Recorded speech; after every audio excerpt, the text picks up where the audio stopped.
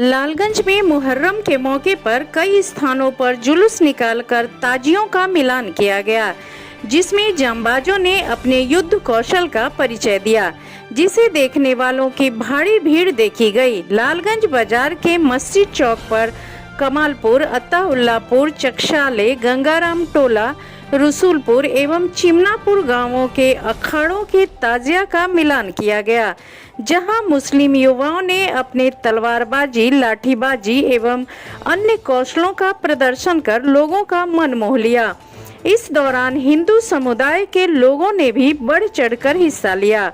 वहीं कोवा, मोहम्मदपुर, जलालपुर, कमालपुर, एतवारपुर, सिशौला, सिरसा, घटारो, भटौली, भगवानपुर, खौली, यूसुफपुर आदि गांवों में मुहर्रम शांतिपूर्ण संपन्न हो गया, जहां अपने अपने क्षेत्रों में लालगंज एवं करताहां थाना पुलिस गश्त करती रही।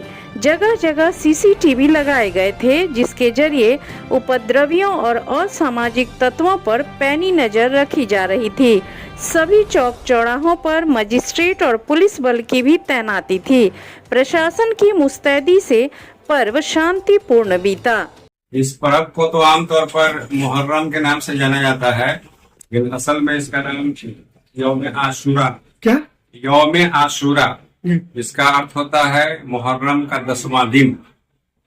और ये पर्व ऐसे तो मशहूर हो गया करबला के में जो हजरत इमाम हुसैन की शहादत हुई, यजीद के खिलाफ जो उनकी लड़ाई हुई थी, उस वजह से ये ज्यादा मशहूर है। लेकिन यौम आशूरा की अहमियत शुरू जमाना से, यानी कि जब से आदम जो पहले पैगंबर आए दुनिया में, उनके जमाने से लेकर मोहम्मद साहब के जमाने तक जितने भी नबी पैगंबर आए, सबके लिए ये तारीख यौम आशूरा मुहर्रम का 10वां दिन बहुत ही महत्वपूर्ण और अहम रहा।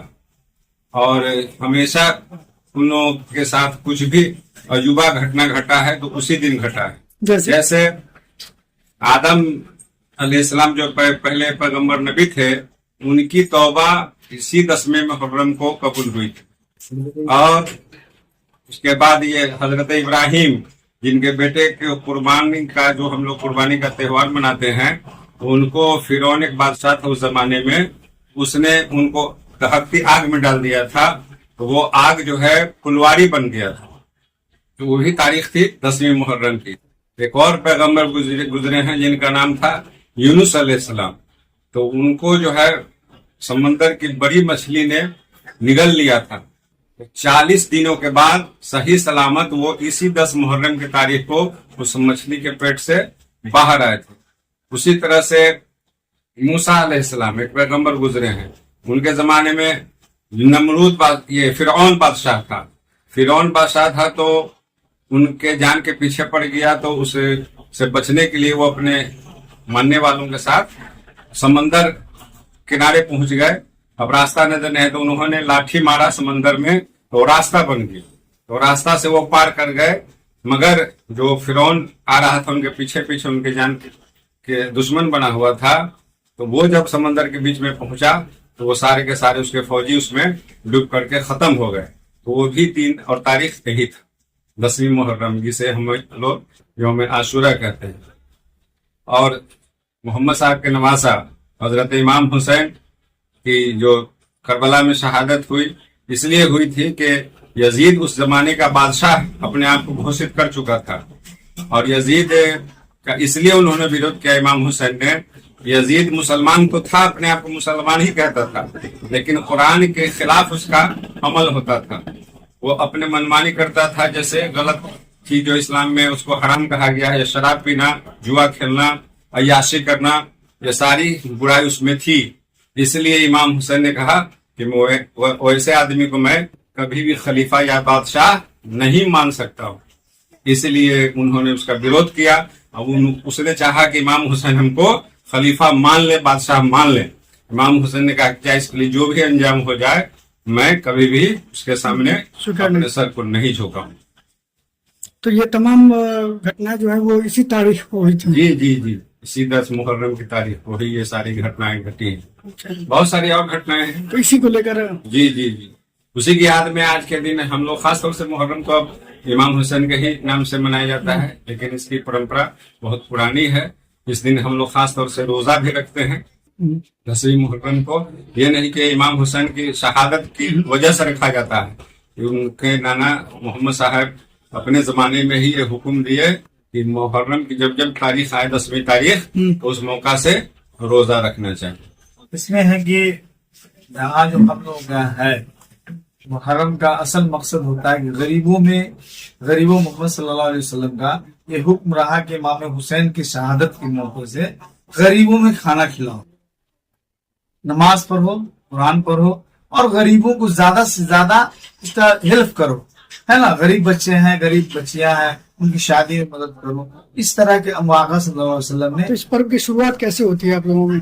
यहाँ होता है कि पहली तारीख ये मुहर्रम की पहली तारीख हम लोगों का यहाँ से, जैसे जनवरी में कैसे होता है 1 जनवरी, तो इसी यहाँ होता है 1 जनवरी, माने पहली मुहर्रम जो है 1 तारीख शुरू हो जाता है। इस्लामी के साल का ये पहला महीना शुरू हो गया। उसके बाद पहले कुर्बानी, जब भी ये इस्लाम की खातिर अगर बचाने की बारी आई तो सर को सजदे में रख दिए, नमाज पढ़ते रहे, आप कितनों जुल्म ढाते रहे, लेकिन उसको कबूल नहीं किए, तस्लीम नहीं किए कि हम ये आयाशी है, जनाकारी है, दूसरे को लूटने है, शराब पी लेना है, उसको लेकर के हम सर में घुमाना है, ये चीज गलत है। इसको तस्लीम आपने नहीं किया। सीधे है कि नमाज पढ़ो, कुरान पढ़ो और उनकी हुक्म को मानो और रोजे 2 रखो।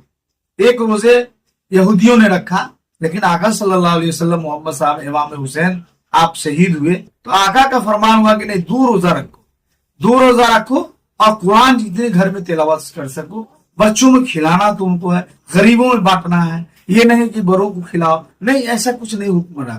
पहले भी कुर्बानी हुई, कुर्बानी जो हमारा 1 महीना पहले हुआ उसमें भी कुर्बानी इस्लाम की खातिर। तो मतलब ये पर्व की शुरुआत रोजा के साथ होती है? रोजा के साथ मैंने शामिल होना है, मैंने 2 रोजा रखना है। हर आदमी नहीं रखते हैं, लेकिन जो इनकी अहमियत को समझते हैं कि इनका रोजा रखना है, फिर नमाज पढ़ते हैं, फिर नमाज पढ़ते हैं, गरीबों में खाना खिलाते हैं, दान देते हैं, दान पुण्य करते हैं और वो शांति का प्रतीक देते हैं कि आप शांति से मुहर्रम मनाइए। हुल्लड़बाजी नहीं करना है, हम लोग की शरीयत में हुल्लड़ नहीं बताया गया। शाम में जो ये देखते हैं जुलूस जो निकलता जो जुलूस निकलता है ना वो शांतिपूर्ण, वो भी सुन्नत है, लेकिन शांतिपूर्ण निकालने का है।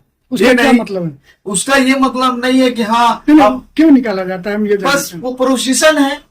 एक आप यादगार मनाते हैं तो यादगार मनाने का तरीका वो गलत है, उस ढंग का नहीं मनाना चाहिए। नाच गाना जो होते हैं वो नहीं मनाना चाहिए, है ना। अभी के नौजवान के अंदर ये पाया जा रहा है, लेकिन ये नाच गाने का सिस्टम नहीं होना चाहिए। अच्छे ढंग से नमाज पढ़ो, अच्छे ढंग से सलीके से जाओ, आपस में मेल मोहब्बत के साथ जाओ। अच्छा, उसमें सीपेट जो होता है वो क्या होता है? सीपेट जो बोलते हैं वो तो पहले के जमाने में जो सीपल ताजिया जो बनाया जाता है, तो देहातों में ताजिया बनाया जाता है, और लालगंज की सरजमी पे जो है असल जो है आपका तीजा यहाँ बनाया जाता है। नहीं, हम अभी मुहर्रम जो मनाया जा रहा है तो करबला का जो ताजिया, वो ताजिया का रूप देते हैं लोग।